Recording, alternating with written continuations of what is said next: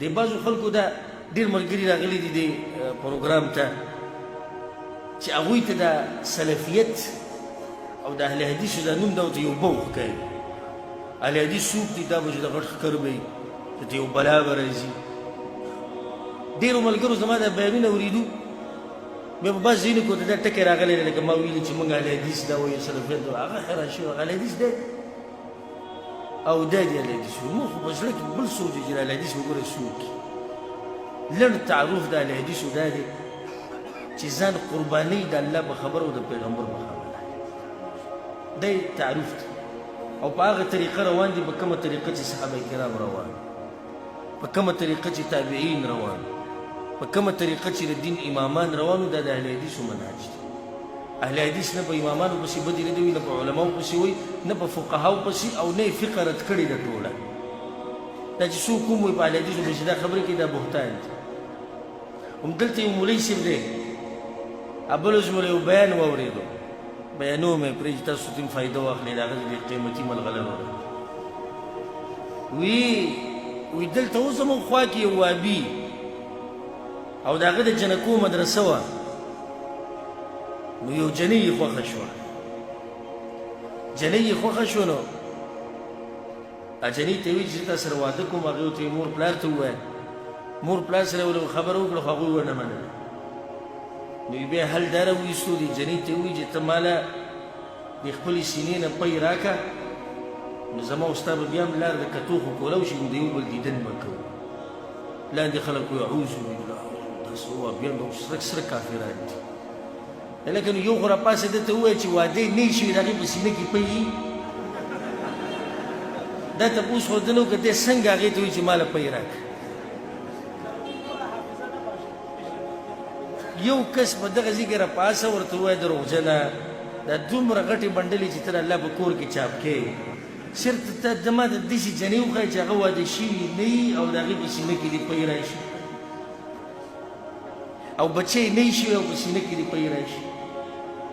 نو ګوره لکه چې دماغ د انسان بند شي او د تعصبه پټۍ پورې. اوس د دې خبرې به زه څه رد به وکړو دې ځای اوس دې دپاره هم بیان وکړو.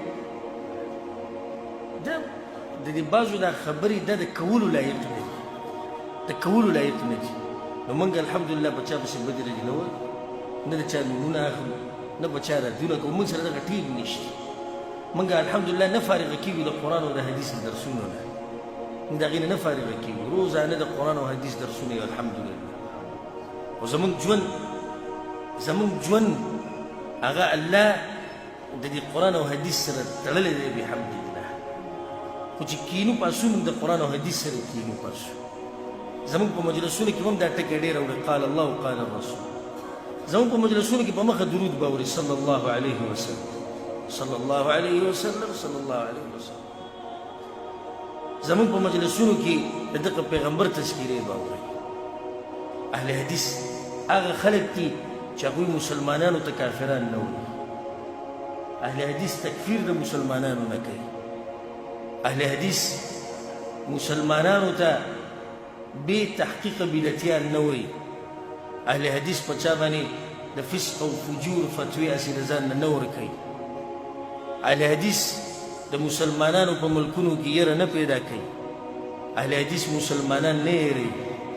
اهل حدیث مسلمانانو باندې رعب داسې نه راولي چې دوی ویرېږي او د دوی هغه ژوند تنګ شي. اهل حدیث د مسلمانانو د مالونو، د وینو، د هغوی د عزتونو، د هغوی د ایمانونو خیال ساتي. دا اهل حدیث دی. او که چا د دې نه علاوه تعریف وکړو د اهل حدیثو، نو دا سړی دروغ وایي. او که چېرته یو سړی ولید او ځان ته اهل حدیث وایي او طریقه یې دغه هغه غلطه طریقه وه او هغه منهج و چې هغه د قرآن او حدیث خلاف وي، نو پوه شي چې دا د دې سړي خپله غلطي ده، دا د دې سړي خپله غلطي ده، دا دې نه راتپي په موږ باندې. دغه شان اهل حدیث توب د تعصب د دې تعصب نه پاک دی چې زموږ د پلانې مشر دی او د ده سره بیعتونه وکړي او د ده دپاره زموږ مرګ او د ده دپاره ژوند نه. زموږ مشر دی یو او په مدینه کې دی، پېژنئ که نه پېژنئ؟ محمد ابن عبدالله صلی الله علیه وسلم دا زموږ مشر دی، ټول نه غټ. بیا څوک چې د دې پیغمبر په لار روان دي او د ده وارثان دي علما کرام دا ټول زموږ د سر تاجونه دي د دې ټولو قدر او احترام کوو